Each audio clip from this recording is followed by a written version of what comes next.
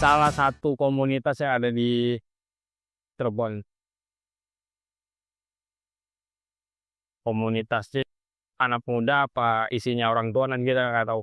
Nanti kita obrolin sama inisiatornya. Sama Selamat. Selamat apa? Muhammad Slamet Junedi. Oh, Muhammad Selamat ini. Berarti hidupnya tanpa kesusahan. Ya, kalau rintangan sih pasti ada. Aktivitas hari-hari itu lebih banyak ke pekerjaan apa ke di luar pekerjaan? Lebih banyaknya di pekerjaan sih. Pekerjaan ya, formal ya. Oh. Kalau kita juga butuh duit. Untung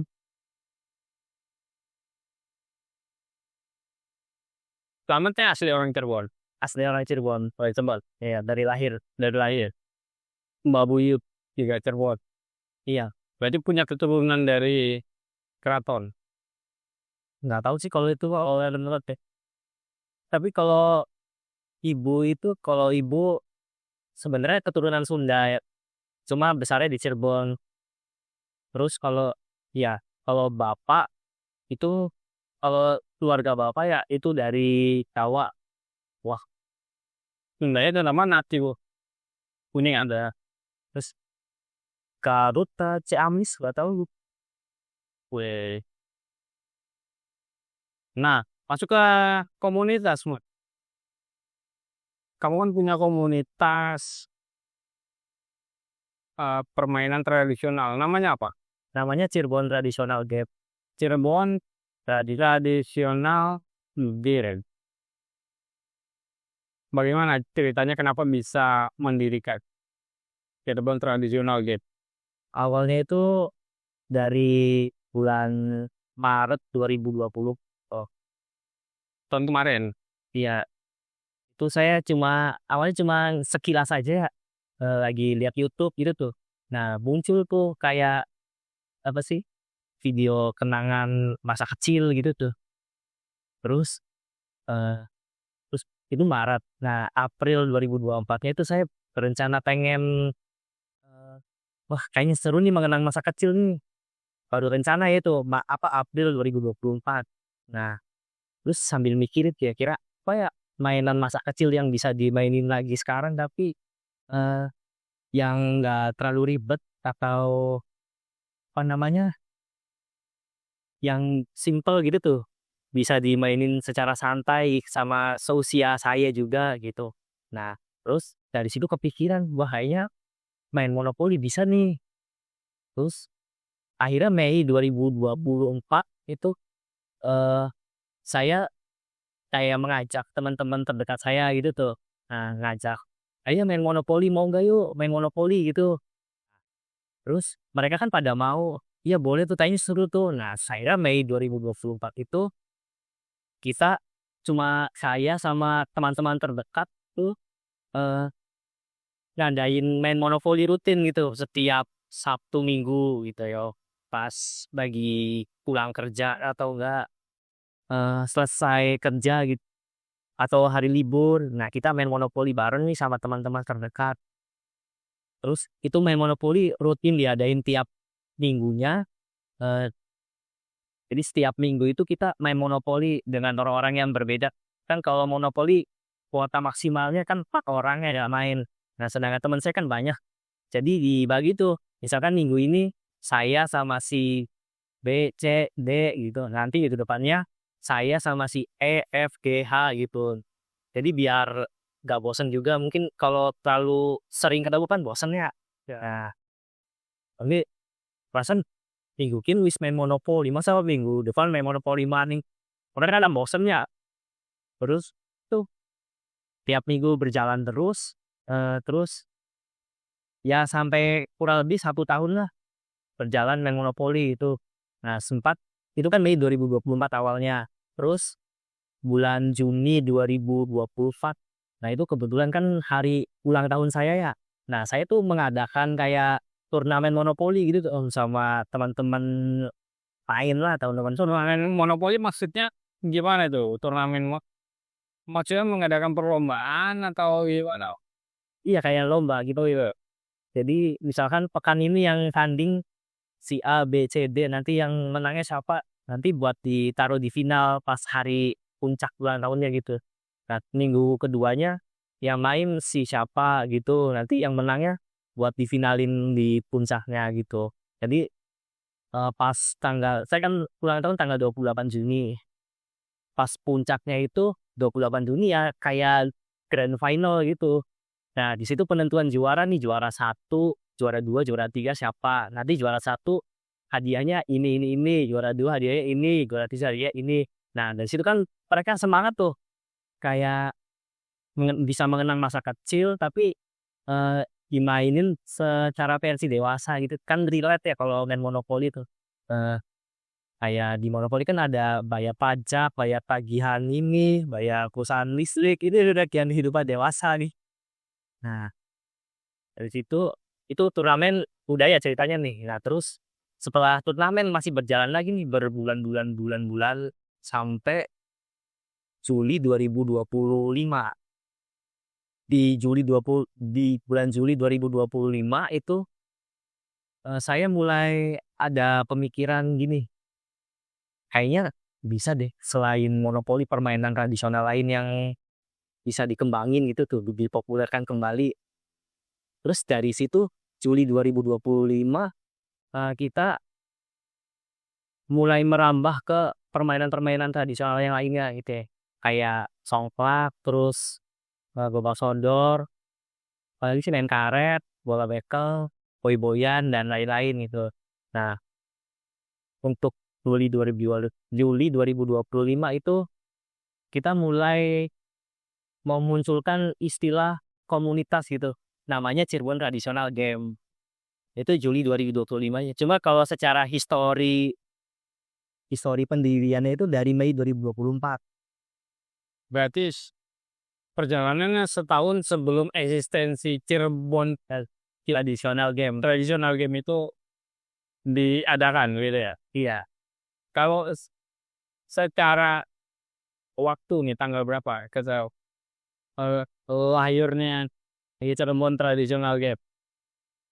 Kalau kita ya komunitas Cirebon Traditional Game itu menentukan tanggal lahir komunitas ini Mei 2020.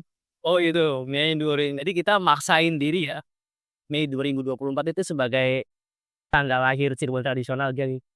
Karena emang mungkin secara administrasi gitu, administrasi kepengurusan sekarang, emang sih lahirnya itu ya baru-baru ini dari Juli 2025 lah, atau Agustus 2025. Tapi kita ambil pas main monopoli awal-awal itu, kita tetapkan itu sebagai cikal bakal lahirnya Cirebon Traditional Game. Nah, begitu dinamakan Cirebon Traditional Game, kalau kalian memainkan permainan tradisional itu langsung dikuasai ya permainan tradisional apa dipelajarin dulu dari internet atau karena kan apa ya, nah anak sekarang kan sudah kehilangan apa, ruh Iya, permainan tradisional ya. iya. Kalau untuk dipelajarin sih kayaknya nggak terlalu banget sih Om. Nah, paling cuma ya browsing gitu tuh ya permainan tradisional Indonesia muncul nih, babak sodor ini ya yang menurut kita mudah dilakukan aja gitu kayak lompat karet, terus babak sodor, bentengan, terus kereta-keretaan gitu. Nah, kayaknya yang se apa ya, se sekeluarnya Okak saya aja. Nah, kayaknya Haret deh, kayaknya babak sodor deh gitu. Nah, Sejauh ini udah berapa permainan yang kalian mainkan permainan tradisional? sejauh ini lumayan banyak sih. Karena tiap minggunya juga kita punya tema tema permainan mingguan gitu. Jadi kayak minggu kemarin itu kita mengusung tema permainan tradisional Aceh. Minggu ini kita mengusung tema permainan tradisional Provinsi Sumatera Utara. Jadi komunitas ini mengadakan pertemuan setiap 1 minggu sekali dan dalam pertemuan itu komunitas melakukan permainan tradisional dari daerah-daerah. Ya. Iya, mungkin kalau permainannya sih kayak hampir sama ya setiap provinsi itu, cuma mungkin beda di penamaan aja. Terus juga apa ya, ya itulah. Kalau di ruang publik kayak misalnya di Car Free Day atau di alun-alun, itu udah berapa kali mengadakan permainan tradisional di ruang terbuka begitu? Eee, Berapa kali ya? Kemarin di alun-alun ya? Ya kenapa tempatnya di alun-alun ya? Satu rumah saya deket, jadi nggak terlalu jauh. Terus 2, tempatnya juga menurut saya strategis sih Om, ada di tengah-tengah kota Cirebon juga. Jadi ya orang nggak ngeluh, ini kejauhan." Ya mungkin kalau dari Cirebon Timur sana ya emang kejauhan sih ya. Terus yang ketiga, ya lebih enak aja sih tempatnya gitu, nyaman buat main. Terus juga nggak ribet lah soal perizinan atau apanya. Nah untuk berapa kalinya itu, kalau nggak salah ya udah sekitar 5 atau 6 kali deh. 5, 6. Malah ngadain main di alun-alun. Oh, di alun-alun sudah 6 kali berarti ya? Iya, Untuk next, ada rencana di luar alun-alun, di tempat ruang terbuka lain misalnya di mana? iya.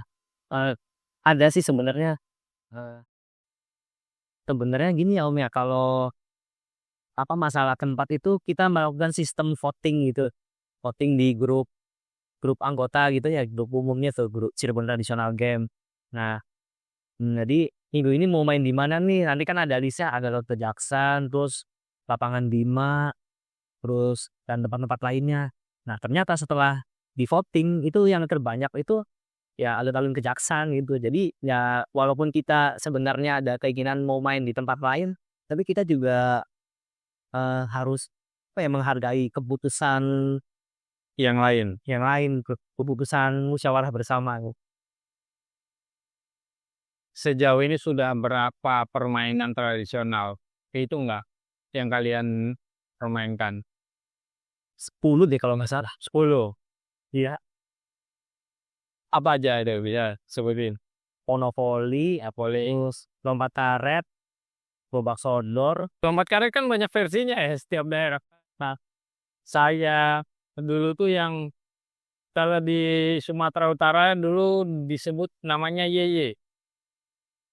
Oh bukan Maragatsi nggak? Bukan. Yeye. Saya searching di YouTube tuh, YouTube main ini Maragacinga namanya. biasanya kan searching permainan tradisional Sumatera Utara. Iya. Nah muncul Maragatsinga, itu keterangannya tuh, eee, kita melompat di Kasaret. Iya. Kalau kami dulu anak-anak nggak tahu ya, mungkin itu bahasa Bataknya, tapi kami tidak menggunakan bahasa Batak. Jadi kami sebut Yeye permainan. Yang beginian yang taruh kepala, terus nanti ada di pinggang, yang gitu kan karetnya nanti ada yang jaga sana sama sini, terus nanti ada orang yang lompatin. Iya begitu kan? iya, Iya, gue. Iya, iya. kalau karet banyak versinya sih Om. Ada yang dari Dengkul mana ini ya sih ya, sampai terus apa sih ini udah ada dagu, Oh, kepala, ini kepala kan? iya, terus merdeka. Oh iya benar. Ada Ilan merdeka. Iya, Nah, iya itu namanya Yeye kami nyebutnya. Kalau di Cirebon apa namanya ya? ya lompat karet. Oh, lompat karet ya. Nggak ada ini bila terus ada istilah khusus. Terus apa lagi Pak? Selain itu? Itu monopoli, boy-boyan, lompat karet, bola bekel, ongklak, kereta-keretaan, terus apa namanya, ludo, tapi ludo bukan ludo king, ludo manual itu yang biasa untuk apalagi sih, halma, terus apa ya namanya, bentengan, tahu kan yang jaga benteng ya, terus sama masih satunya, aduh, Hmm. Sebenarnya banyak ya permainan tradisional di Indonesia. ya di Indonesia. Nggak tahu apakah Slamet sudah pernah ketemu atau mencari tahu, ada itu di Bandung Dia katanya juga sampai S3 ini menjadikan permainan tradisional sebagai objek penelitian ya S3. Siapa ya namanya ya? Saya lupa namanya. Ada di Bandung. Jadi dia penggagas permainan tradisional sudah lama dari ada belasan tahun kayaknya. Udah pernah tahu itu? Inverse itu. Iya. Taunya ya komunitas bermain tuh yang ngomong GBK. Oh, Tahu yang di BKK, di GBK kan baru setahunan ini kan ya. Yang di GBK baru banyak yang sih. Nah, itu ada yang di Bandung karena memang di Jawa Barat termasuk salah satu provinsi paling banyak permainan tradisionalnya gitu. Karena perpaduan antara Jawa dan Sunda ya. Jadi mirip-mirip juga. Oh iya tadi baru inget nih yang permainan tadi kan baru 9 nih yang gue. Satunya tuh kotak. Iya, Itu kayak gimana? Kak? kotak pos belum diisi itu. Soalnya kita isi dengan isi-isian. Terus nanti akhirnya gimana ini? Kotak pos. Kan kotak harus diisi. Mari kita isi di mana isinya. Pak, Om minta huruf. Pak sekali lagi minta huruf apa dengan jelas dan tepat. Misalnya nyampe kan kayak gini ya. Iya. Nah, ini misalnya nyampenya di saya nih. Saya minta huruf C misalnya. Nah, terus lanjut lagi. Mas selamat minta huruf C lama-lama menjadi apa gitu tuh. Berarti yang pas orang yang kena ininya nembak C itu apa gitu. Misalkan dalam konteks nama hewannya C cicak gitu. Nah, misalnya udah cicak nih. Selamat minta huruf. Apa namanya? Selamat jadi apa sih lah? Apa ya? Nah, nanti ya apa ya bisa udah rock gitu. Yang orang yang terakhir yang kenanya tuh nanti di tengah gitu ya, masuk ke tengah. Kan kalau kotak kos ngelingkar nih ya. Kotak kos nanti yang brok siapa kena minta huruf C terus cicak. Nah, terus orangnya ke tengah eh nanti ya kayak main kucing-kucingan gitu. Hoi, kucing-kucingan tikus-tikusan. Yang paling banyak umum di hampir semua wilayah itu kan petak umpet. Iya, Ada kalian mainkan ya petak umpet? sebenarnya sih ini nih ya di WMK ada keinginan mau mainin. Cuma tempatnya nggak mendukung. Soalnya buat umpetnya gimana gitu. Karena hampir di Jawa itu ada, di Sumatera Utara itu juga cukup familiar. Kan paling gampang ya. Ya, kalau saya dulu main petak umpet itu ngumpetnya di rumah orang. Jadi orang nggak ada yang nyariin saya. Nah, terkait sama anggota komunitas Cirebon tradisional, itu ada berapa orang, Mas? Kalau anggota di grupnya, di grup WA itu ada sekitar 165 orangan lah, 100. Dan yang rutin datang rata-rata kisaran tiap minggunya itu yang datang ya balik 20-30.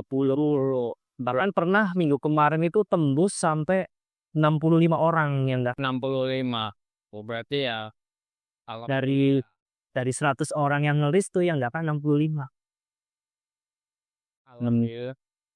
Lumayan juga nih ya. Emonya semoga semakin banyak nanti ya. Ya, Ya semoga kayak di GBK semakin ramai. Informasi yang di BK itu udah setahun. Bukan cuma orang-orang Jakarta, Jakartanya Bekasi, Bogor, Tangerang. Semoga nanti orang Kuning, Majaleng, Cirebon Timur. iya tadi ada orang Kuningan juga yang datang. Oh tadi wah ini males. Bela-belain dari Kuningan ke alun-alun Kejaksan cuma buat main-main yang tradisional. Ya mungkin di daerah sana belum ada kali ya komunitas semacam ini. Tapi begitu mungkin lihat sosmed gitu ya muncul seliweran ada ini komunitas permainan tradisional kayaknya seru deh mau ikut mungkin gitu ya. Nah, dulu itu kan permainan tradisional dimainkan oleh anak-anak. Nah, ya apakah sekarang di Cirebon tradisional game itu ada anak-anaknya? Ada kita untuk semua usia sih. Tapi yang aktif dan bermain itu anak-anak ada. Ya mungkin di bawah usia, katakanlah di bawah usia 15 ya. Iya Ada. ada anak-anak kecil juga ada ya, oh cuma nanti, mungkin dipisah gitu.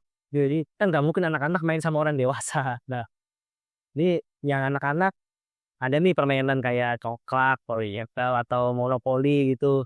Nah, terus ya yang dewasanya ya khusus dewasa juga gitu, jadi nggak nyampur.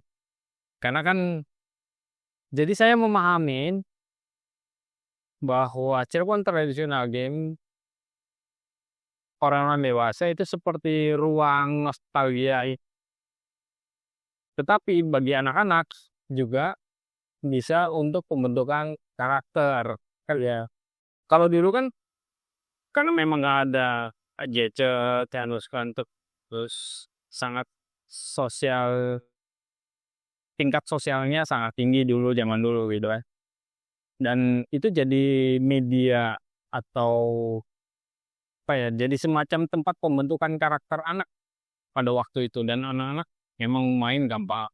Dan mungkin kalau anak sekarang jarang sih ya. Kak, ya. Tapi ada kepikiran nggak bahwa kita harus membentuk karakter anak-anak sejak ini dengan dengan mengajak mereka bermain permainan-permainan tradisional? Ada sih, oh. Jadi kita lebih ke mengedukasi gitu tuh ya. Jadi mending memperkenalkan, nih ada permainan tradisional ini, congklak, bola battle, monopoli dan lain-lain gitu. Jadi mereka tuh nggak mesti harus main tuh dari HP gitu tuh. Soalnya kalau anak-anak terbiasa main HP tuh, kalau menurut saya nggak bagus ya, Om. Gitu. Jadi mereka tuh apa ya? Kalau main permainan tradisional kan mungkin kayaknya emang satu mungkin seru ya, Om, ya. Terus apa sih, ada aktivitas aktivitas fisik gitu tuh. Kalau HP kan mata mungkin mantengin HP kan rusak, apalagi masih anak-anak kan. Yang dewasa aja bisa sampai minus. Ya gitu sih, Om. Memang karena memang banyak ya nilai-nilai filosofi dalam setiap permainan tradisional zaman dulu ya. Misalnya kolektivitas atau kebersamaan, Sama. terus keseimbangan. Jadi kan ketika bermain, kalau di Sunda itu ada yang kakinya disatuin terus muter tuh. Tahu nggak apa ya namanya ya? Kakinya Iya di saat kakinya iya biarin gini. Jadi nah, begini jadi ada 4 orang, 5 orang terus muter tuh. Ini kan perlu keseimbangan jadinya. Lompatnya harus beriringan, seirama. Kalau nggak seirama itu kan beda jadinya. iya, jadi membangun kerjasama tim. Misalnya kalau bahasa zaman sekarang ya teamwork-nya bagus dulu. Ya kayak eh, memahami atau membangun empati. Misalnya main petak umpet itu kan kita jadi membangun empati. Oh iya, dia tahu di mana ya. Oh dia jangan-jangan dia sedih, dia ngumpetnya nggak jauh-jauh.